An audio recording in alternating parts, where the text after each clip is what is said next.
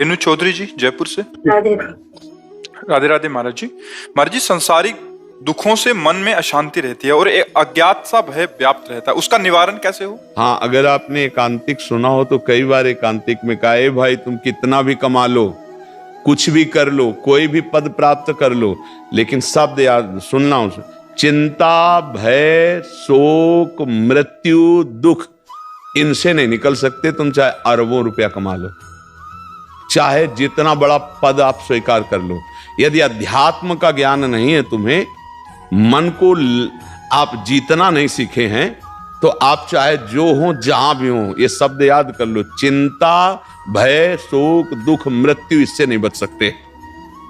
अभय कल्पनात्मक भय, यहां सब उत्तर मिल जाते हैं। एक आए थे वयोवृद्ध, तो उन्होंने कहा भगवान की कृपा से सब पुत्र हैं, धन है, संपत्ति है, कई मेडल जीते, सब क्या क्या वैसे बता रहे थे, और कह रहे थे अब एक भय सता रहा है कि मरना पड़ेगा, ये सब छूट जाएगा। कहा यही, इसी भय को मिटाने के लिए समय मिला मनुष्य जीवन। अब ना मेडल साथ जाएगा आपका, और ना बेटा साथ जाएंगे, और ना रुपया जाएगा, ना तुम्हारा घर जाएगा। अब तुम्हें जाना पड़ेगा और शरीर भी छूटेगा। अब कहाँ जाना है उसका तुम्हें पता नहीं, और जहां जाना है यहाँ का सिक्का काम नहीं करेगा, वहां के लिए धन एकत्रित नहीं किया। राधा राधा राधा, अब भय तो लगेगा ही, घबराहट तो पैदा ही हो जाएगी, क्योंकि मरना तो पड़ेगा ही ना।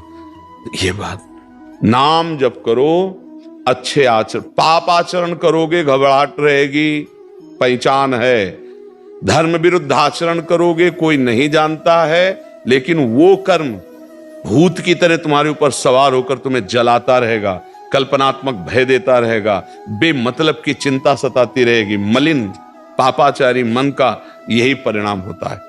हम सबसे गलतियां हो जाती हैं, ऐसा कोई नहीं जन्मा इस भूतल पर, या तो श्री भगवान या भगवत प्राप्त महापुरुष जो आते हैं उनके सिवा।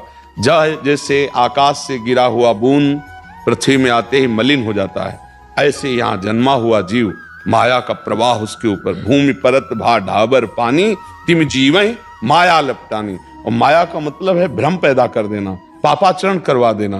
तो जब गलती हो जाती है तो वो हमको डराती है। एक गलती को छुपाने के लिए हम कई गलतियां करना शुरू कर, झूठ बोलना शुरू करते हैं, छल शुरू करते हैं, कपट कर लेते हैं। वो क्रमशः हमारे मन को मलिन करती चली जाती है।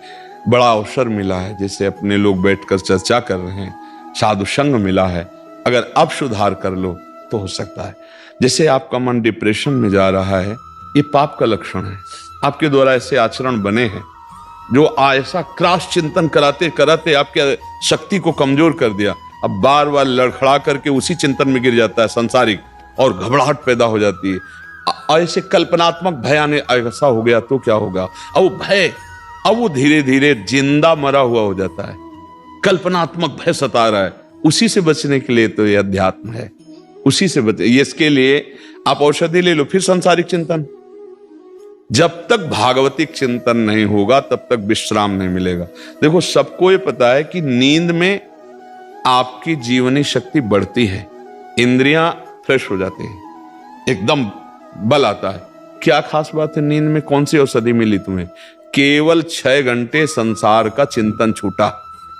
आप खास बात देख लीजिए, आप जो बेहोश रहे नींद में, तो केवल 6 घंटे संसार का चिंतन छूटा तो आपको फ्रेश लगा, यार आज बहुत अच्छा सोया। नहीं, 6 घंटे संसार। अगर आप जीते जी चैतन्यता में संसार का चिंतन छोड़ दें तो कैसे आनंद में रहेंगे?